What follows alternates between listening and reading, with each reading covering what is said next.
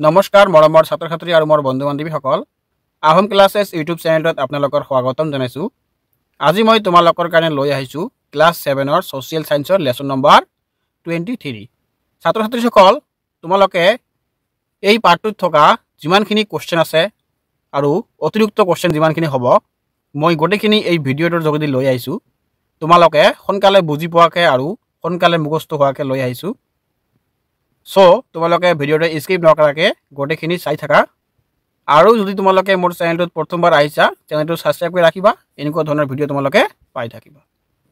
পাৰ্টটোৰ নাম হ'ল ইয়াত নিৰ্বাচন আৰু নিৰ্বাচনী প্ৰক্ৰিয়া। এইটো পাৰ্ট তোমালোকৰ খুবেই একদম ভেৰি ভেৰি ইম্পৰ্টেণ্ট পাৰ্ট। তোমালোকে জানাই নিৰ্বাচন মানে কি? নিৰ্বাচন মানে বাছনি। আমি যেনেকৈ তোমালোকে গমে পোৱা MLA ভোট হয়, আমাৰ ইয়াত MP ভোট হয়।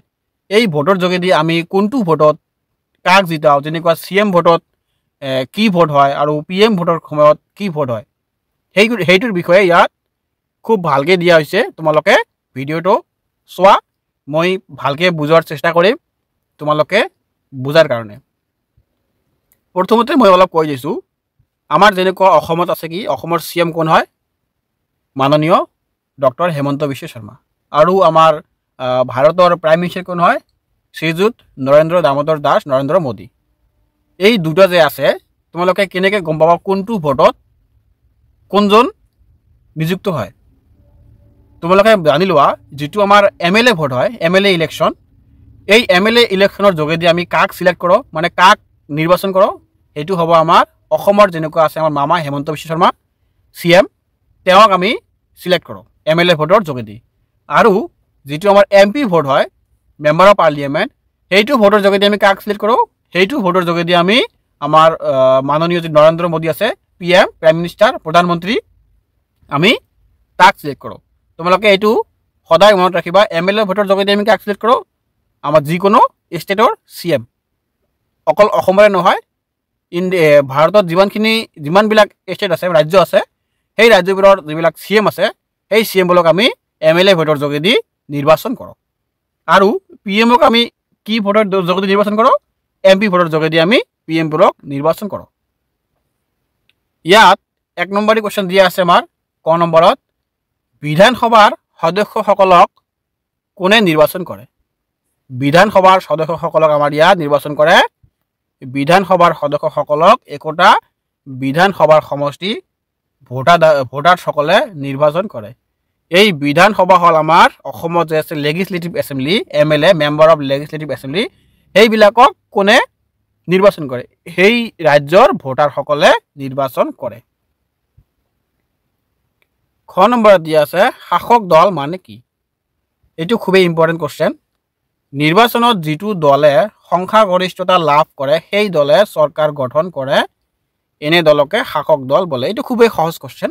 শাসক মানে কি? যিয়ে শাসন কৰে। শাসক দল মানে এইবাৰ যে হৈ গ'ল আমাৰ BTD ইলেকশ্যন বা আমাৰ পঞ্চায়ত ইলেকশ্যন হৈ গ'ল, ঠিক তেনেকৈ যেতিয়া এই যে 2026ত যে আমাৰ MLA ইলেকশ্যন হ'ব, এই MLA ইলেকশ্যনত 2-3টামান দল থাকিব। এই দলকেইটা যেতিয়া যিটো দলে বেছি ভোট পাব, সেই দলটোৱে চৰকাৰ গঠন কৰিব, আৰু সেই চৰকাৰটোৱে হ'ল আমাৰ শাসক দল, শাসক দলৰ চৰকাৰ। গ নম্বৰত দিয়া আছে আমাৰ দেশত মধ্যকালীন নিৰ্বাচন কেতিয়া হয়? এইটো হ'ব আমাৰ উত্তৰ, চৰকাৰৰ কাৰ্যকাল সম্পূৰ্ণ হোৱাৰ আগতে বিশেষ কাৰণত চৰকাৰ ভংগ হ'লে দেশত মধ্যকালীন নিৰ্বাচন অনুষ্ঠিত হয়। যেনেকুৱা এটা চৰকাৰ গঠন কৰিলে এই চৰকাৰটোৰ কাৰ্যকাল কিমান থাকে? 5 বছৰ থাকে। যদি কিবা কাৰণত এই চৰকাৰৰ দলটোৰ মাজত কিবা কাজিয়া লাগি গ'ল বা কিবা এটা মতভেদ হৈ গ'ল, আৰু যদি এই দলটোৰ মাজত এনেকুৱা এটা পৰিস্থিতি হৈ গ'ল যে মই এইটো নাথাকে, এনেকৈ ভাগ হৈ গ'ল, তেতিয়া কি কৰিব? আমাৰ মধ্যকালীন নিৰ্বাচন আৰম্ভ কৰিব। যিটো আমাৰ ইলেকশ্যন কমিশ্যন আছে, নিৰ্বাচনী আয়োগ, সেই নিৰ্বাচনী আয়োগে এটা নতুনকৈ আকৌ ভোটৰ যোগেদি নিৰ্বাচন কৰিব। ক নম্বৰত দিয়া আছে ৰাজ্যৰ বিধানসভা কাৰ্যকাল কিমান বছৰ? ৰাজ্যৰ বিধানসভা কাৰ্যকাল আমি সকলোৱে জানো 5 বছৰ। নম্বৰত দিয়া আছে দুটা ৰাষ্ট্ৰীয় দলৰ নাম উল্লেখ কৰা। ৰাষ্ট্ৰীয় দল তোমালোকে গমে পোৱা, ৰাষ্ট্ৰীয় দল আছে আমাৰ ইয়াত ভাৰতীয় জনতা পাৰ্টি আৰু ভাৰতীয় জনতা কংগ্ৰেছ। এই দুটা দল আমাৰ ৰাষ্ট্ৰীয় দল। ৰাষ্ট্ৰীয় দল কোনটো? যিটো দলে চাবা তোমালোকে গোটেই ভাৰতবৰ্ষত ইলেকশ্যন খেলিব পাৰে। যেনেকৈ বিজেপি চাবা তোমালোকে, বিজেপি আমাৰ অসমতো আছে, ইউপিতো আছে, বিহাৰতো আছে, গোটেই ইণ্ডিয়াতে আছে বিজেপি দলটো। আৰু কংগ্ৰেছ দলটো তোমালোকে চাবা অসমত আছে, ৱেষ্ট বেংগলত আছে, বিহাৰত আছে, উত্তৰ প্ৰদেশ আছে, মণিপুৰত আছে, গোটেইখিনিতে আমাৰ আছে। এইকাৰণে এই দল দুটা হ'ল ৰাষ্ট্ৰীয় দল। অসমৰ উল্লেখযোগ্য আঞ্চলিক দল এটাৰ নাম লিখা। অসম গণ পৰিষদ। আৰু আঞ্চলিক দল কোনটো হ'ল? আঞ্চলিক দল এইটো হ'ল যে কোনো এটা ৰাজ্যৰ দল, মানে সেই দলটো অকল আমাৰ অসমতে আছে আৰু বেলেগ ৰাজ্যত যোৱা নাই, মানে তাত গৈ ভোট খেলিব পৰা নাই, সেইটো হ'ল আমাৰ অসম গণ পৰিষদ। তাৰপিছত 2 নম্বৰত দিয়া আছে আমাৰ উত্তৰ লিখা। 2 নম্বৰৰ কত দিয়া আছে ভাৰতৰ নিৰ্বাচনী প্ৰক্ৰিয়াটো কেনেধৰণৰ বৰ্ণনা কৰা। আমাৰ ভাৰতবৰ্ষৰ নিৰ্বাচন প্ৰক্ৰিয়া কেনেধৰণৰ অলপ বৰ্ণনা কৰিবলৈ কৈছে। নিৰ্বাচন অনুষ্ঠিত কৰিবলৈ কিছুমান বিশেষ প্ৰক্ৰিয়া আছে। ভাৰতবৰ্ষত বিভিন্ন নিৰ্বাচন পৰিচালনা কৰিবলৈ ৰাষ্ট্ৰপতিয়ে কেন্দ্ৰত এখন নিৰ্বাচনী আয়োগ গঠন কৰি দিয়ে। এই আয়োগত এজন মুখ্য নিৰ্বাচনী আয়ুক্ত আৰু 2জন নিৰ্বাচনী আয়ুক্ত থাকে। মুখ্য নিৰ্বাচনী আয়ুক্তজনক ৰাষ্ট্ৰপতিয়ে নিয়োগ কৰে। ঠিক তেনেদৰে ৰাজ্যসমূহতো একোখন নিৰ্বাচনী আয়োগ গঠন কৰা হয়। নিৰ্বাচনৰ কাম কাজ সুচাৰুৰূপে পৰিচালনা কৰিবৰ বাবে এই আয়োগে কেন্দ্ৰীয় আৰু ৰাজ্য চৰকাৰৰ লগত আলোচনা কৰি নিৰ্বাচনৰ তাৰিখ আৰু কাৰ্যসূচী প্ৰস্তুত কৰে। নিৰ্বাচনৰ বাবে মনোনয়ন পত্ৰ দাখিলৰ তাৰিখ, মনোনয়ন পত্ৰ পৰীক্ষা আৰু প্ৰত্যাহাৰৰ তাৰিখ, নিৰ্বাচনৰ ফলাফলৰ ঘোষণা কৰাৰ তাৰিখো আয়োগে নিৰ্ধাৰণ কৰে। নিৰ্বাচনী আয়োগৰ নীতি নিৰ্দেশনাসমূহ কঠোৰ। নিৰ্বাচন অনুষ্ঠিত হ'বলগীয়া ঠাইত নিৰ্দিষ্ট সময়ৰ বাবে আয়োগে কেতবোৰ নিৰ্বাচনী আচৰণবিধি বলবৎ কৰে যাতে মুক্ত আৰু নিকা নিৰ্বাচন অনুষ্ঠিত কৰিব পাৰি। বিধি উলংঘনকাৰীৰ ওপৰত আয়োগে বিহিত ব্যৱস্থা ল'ব পাৰে। নিৰ্বাচনী আয়োগে নিৰ্বাচনৰ দিন ঘোষণা কৰাৰ পাছত ৰাজনৈতিক দলসমূহে তেওঁলোকৰ নিজ দলৰ প্ৰাৰ্থীৰ নিৰ্বাচনত প্ৰতিদ্বন্দ্বিতা কৰিবলৈ মনোনীত কৰে। ছাত্ৰ ছাত্ৰীসকল, এই কোৱেশ্চনটো তোমালোকক কৈছে যে আমাৰ ভাৰতত নিৰ্বাচন কেনেকৈ হয় আৰু ইয়াৰ প্ৰক্ৰিয়াটো কেনেকৈ। একচুৱেলি আমাৰ ভাৰতবৰ্ষত নিৰ্বাচনৰ 2টা আয়োগ আছে। এটা আমাৰ কেন্দ্ৰীয় চৰকাৰে বনায় আৰু এটা আমাৰ ৰাজ্য চৰকাৰে বনায়। যিবিলাক যেনেকৈ MP ভোট আৰু MLA ভোটৰ যিবিলাক কি আছে মানে নিৰ্বাচন আয়োগ, ইলেকশ্যন কমিশ্যন, এইবিলাক কেন্দ্ৰীয় চৰকাৰে বনায়। কেন্দ্ৰীয় চৰকাৰৰ যিটো আমাৰ ৰাষ্ট্ৰপতি আছে, ৰাষ্ট্ৰপতিয়ে নিৰ্বাচন কৰে এই আয়োগটো। এই আয়োগটোৱে কেতিয়া নিৰ্বাচন হ'ব, কেতিয়া নিৰ্বাচনৰ ঘোষণা হ'ব আৰু কেতিয়া নমিনেশ্যন দিব, এই গোটেইখিনি এই আয়োগে আমাৰ পৰিচালনা কৰে। তাৰপিছত খ নম্বৰত দিয়া আছে গণতন্ত্ৰত ৰাজনৈতিক দলৰ কাৰ্যাৱলীসমূহ কি কি। গণতন্ত্ৰত ৰাজনৈতিক দলৰ কাৰ্যাৱলীসমূহ উত্তৰত দিয়া আছে গণতন্ত্ৰত ৰাজনৈতিক দলসমূহ 2 ধৰণৰ। এক শাসক দল যিয়ে দেশৰ শাসন কাৰ্য পৰিচালনা কৰে আৰু আনটো বিৰোধী দল যিয়ে চৰকাৰী কাম কাজৰ খুঁটিনাটি দাঙি ধৰাৰ লগতে চৰকাৰৰ গঠনমূলক পৰামৰ্শ প্ৰদান কৰে। নিৰ্বাচনৰ দিন ঘোষণা কৰাৰ পাছত ৰাজনৈতিক দলসমূহে তেওঁলোকৰ নিজ দলৰ প্ৰাৰ্থীক নিৰ্বাচনত প্ৰতিদ্বন্দ্বিতা কৰিবলৈ মনোনীত কৰে। ৰাজনৈতিক দলসমূহে নিজ দলৰ হৈ প্ৰতিদ্বন্দ্বিতা কৰিবলগীয়া নেতাজনক লগত লৈ নিজ নিজ সমষ্টিত ৰাজহুৱা সভা অনুষ্ঠিত কৰি দলৰ লক্ষ্য উদ্দেশ্য ভৱিষ্যতৰ কৰ্মপন্থা ৰাইজৰ আগত দাঙি ধৰে। তদুপৰি নিৰ্বাচনী প্ৰচাৰ অভিযানৰ বাবে দলৰ কৰ্মীসকলে ভোটাৰসকলৰ ঘৰে ঘৰে গৈ নিজৰ প্ৰাৰ্থীজনক ভোট দিবলৈ অনুৰোধ জনায়। ভোটৰ তালিকাত পৰিয়ালৰ প্ৰাপ্তবয়স্কসকলৰ নাম আছেনে নাই, এই নাম আছেনে নাই তাক নিশ্চিত কৰে। নিজৰ দলে ভৱিষ্যতে কৰিবলগীয়া কৰ্মৰাজি ইস্তাহাৰৰ হিচাপে প্ৰকাশ কৰি ৰাইজৰ মাজত বিতৰণ কৰে।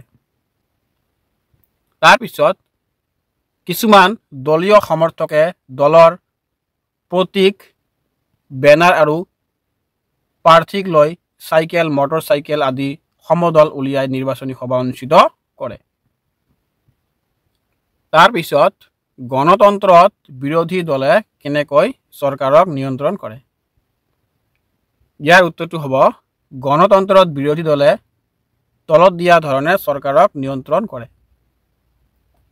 1 নম্বৰত দিয়া আছে ৰাজনৈতিক সচেতনতা জগাই তুলি মুক্ত আৰু প্ৰতিযোগীমূলক নিৰ্বাচন অনুষ্ঠিত কৰাত সহায় কৰে।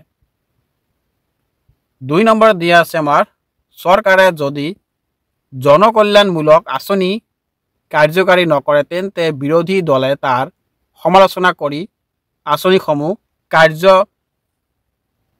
কাৰ্যনৰ বাবে সুস্থ জনমত গঠন কৰে।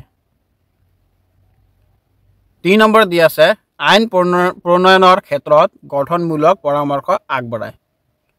4 নম্বৰত দিয়া আছে প্ৰয়োজন সাপেক্ষে দোষ ত্ৰুটি আঙুলিয়াই দিয়ে। 5 নম্বৰত দিয়া আছে সদনৰ অধ্যক্ষৰ জৰিয়তে বিভাগীয় মন্ত্ৰীসকলৰ পৰা বিৰোধী দলে কামৰ খতিয়ান বিচাৰে। ঘ নম্বৰত দিয়া আছে আমাৰ গণতন্ত্ৰত নিৰ্বাচনৰ প্ৰয়োজনীয়তা আছেনে নাই, যুক্তি দৰ্শোৱা। ইয়াৰ উত্তৰটো হ'ব তোমালোকৰ নিৰ্বাচন গণতান্ত্ৰিক শাসন ব্যৱস্থাৰ এটা অন্যতম দিশ। এই গণতান্ত্ৰিক চৰকাৰ গঠন কৰিবৰ বাবে নিৰ্বাচন অপৰিহাৰ্য। 1 নম্বৰত দিয়া আছে নিৰ্বাচন জনসাধাৰণৰ মত প্ৰকাশৰ এক গুৰুত্বপূৰ্ণ মাধ্যম। 2 নম্বৰত দিয়া আছে নিৰ্দিষ্ট সময়ৰ মূৰে মূৰে অনুষ্ঠিত নিৰ্বাচনৰ জৰিয়তে জনসাধাৰণে চৰকাৰক নিজৰ নিয়ন্ত্ৰণত ৰাখিব পাৰে, অন্যথা শাসকীয় দল স্বেচ্ছাচাৰী হ'ব। 3 নম্বৰত দিয়া আছে নিৰ্বাচনে জনগণৰ ৰাজনৈতিক সচেতনতা বৃদ্ধি কৰে। 4 নম্বৰত দিয়া আছে নিৰ্বাচনৰ জৰিয়তে নাগৰিকে দেশৰ ৰাজনৈতিক প্ৰক্ৰিয়াত অংশগ্ৰহণ কৰিবলৈ সুবিধা পায়। তাৰপিছত আমাৰ শুদ্ধ উত্তৰটো বাছি উলিওৱা। এইবিলাক খুবেই ইম্পৰ্টেণ্ট কুৱেশ্যন, তোমালোকে ভালকৈ চাই ল'বা। ক নম্বৰত দিয়া আছে ভাৰতৰ উপৰাষ্ট্ৰপতি প্ৰত্যক্ষ নে পৰোক্ষভাৱে নিৰ্বাচন হয়। ইয়াৰ উত্তৰটো হ'ব আমাৰ পৰোক্ষভাৱে নিৰ্বাচন হয়। খ নম্বৰত দিয়া আছে লোকসভাৰ সদস্যৰ সংখ্যা কিমান। লোকসভাৰ সদস্যৰ সংখ্যা আমাৰ হ'ব ইয়াত 545 জন। ছাত্ৰ ছাত্ৰীসকল ইয়াতে মই এটা কথা ক'ব বিচাৰোঁ, তোমালোকে ওপৰত পাই আহিছা প্ৰত্যক্ষ আৰু পৰোক্ষ নিৰ্বাচন। তোমালোকে গম পোৱা নে নাই প্ৰত্যক্ষ আৰু পৰোক্ষ নিৰ্বাচন কাক বোলে? মই এইটোৰ বিষয়ত এটা বেলেগ ভিডিঅ' বনাই দিম, তোমালোকে চাই ল'বা। গ নম্বৰত দিয়া আছে তেলেগু দশম পাৰ্টি এটা আঞ্চলিক দল নে ৰাষ্ট্ৰীয় দল। এইটো হ'ব আমাৰ আঞ্চলিক দল। যেনেকুৱা আমাৰ অসমত আছে অসম গণ পৰিষদ, ঠিক তেনেকুৱা এইটো দল হ'ব তেলেগু তামিলনাডুৰ। মুখ্যমন্ত্ৰীক ৰাজ্যপাল নে ৰাষ্ট্ৰপতিয়ে নিযুক্তি দিয়ে। এইটো হ'ব তোমালোকৰ সঠিক এনচাৰ ৰাজ্যপাল। এইটো খুবেই ইম্পৰ্টেণ্ট কুৱেশ্যন, তোমালোকৰ চাই ল'বা। তাৰপিছত আমাৰ দিয়া আছে কি বিধানসভাৰ কাৰ্যকাল 7 বছৰ নে 5 বছৰ। এইটো হ'ব আমাৰ 5 বছৰ। 4 নম্বৰত দিয়া আছে চমু টোকা লিখা। ক নম্বৰত দিয়া আছে সাৰ্বজনীন প্ৰাপ্ত বয়স্ক ভোটাধিকাৰৰ। এইটো হ'ব উত্তৰ সাৰ্বজনীন প্ৰাপ্ত বয়স্ক ভোটাধিকাৰ ব্যৱস্থাত এটা নিৰ্দিষ্ট বয়সৰ ওপৰত দেশৰ সকলো নাগৰিকে ভোটাধিকাৰ পায়। এই ক্ষেত্ৰত ভাষা, ধৰ্ম, জাতি, লিংগ, ধনী দুখীয়া আদি বৈষম্য অনা নহয়। ভাৰতবৰ্ষত 18 বছৰ বয়সৰ ওপৰত সকলো নাগৰিকে ভোটদান কৰিব পাৰে। খ নম্বৰত দিয়া আছে নিৰ্বাচনী আয়োগ। ইয়াৰ উত্তৰটো হ'ব ভাৰতবৰ্ষত বিভিন্ন নিৰ্বাচন পৰিচালনা কৰিবলৈ ৰাষ্ট্ৰপতিয়ে কেন্দ্ৰত এখন নিৰ্বাচনী আয়োগ গঠন কৰি দিয়ে।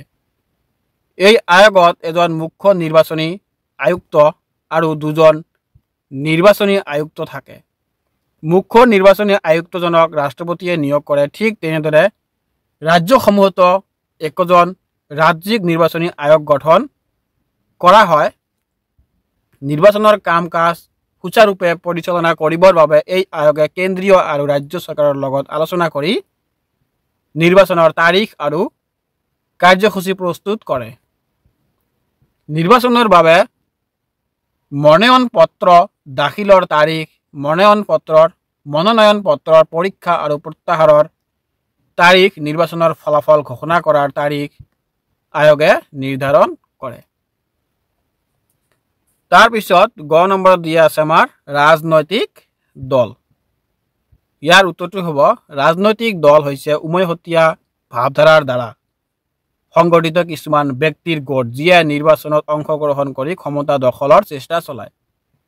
গণতন্ত্ৰত ৰাজনৈতিক দলসমূহে দুই ধৰণৰ, এক শাসক দল যিয়ে দেশৰ শাসন কাৰ্য পৰিচালনা কৰে আৰু আনটো বিৰোধী দল যিয়ে চৰকাৰৰ কাম কাজৰ খুঁটি নাটি দাঙি ধৰাৰ লগতে চৰকাৰক গঠনমূলক পৰামৰ্শ প্ৰদান কৰে। ছাত্ৰ ছাত্ৰীসকল, মোৰ ভিডিঅ'টো ইয়াতে শেষ কৰিলোঁ। তোমালোকক যদি ভিডিঅ'টো ভাল লাগিছে চেনেলটো ছাবস্ক্ৰাইব কৰি ৰাখিবা। এনেকুৱা ধৰণৰ ভিডিঅ' তোমালোকে পাই থাকিবা। আৰু তোমালোকে যদি এই ভিডিঅ'ৰ PDF-টো তোমালোকে বিচৰা মোক এটা ইমেইল কৰি দিবা। ডেছক্ৰিপশ্যনত মোৰ ইমেইল দিয়া আছে, তাত এটা মেছেজ কৰি দিবা। তোমালোকক মই ভিডিঅ'টো চেণ্ড কৰি দি দিম। চ' ধন্যবাদ। আজিৰ ভিডিঅ' ইয়াতে সমাপ্ত।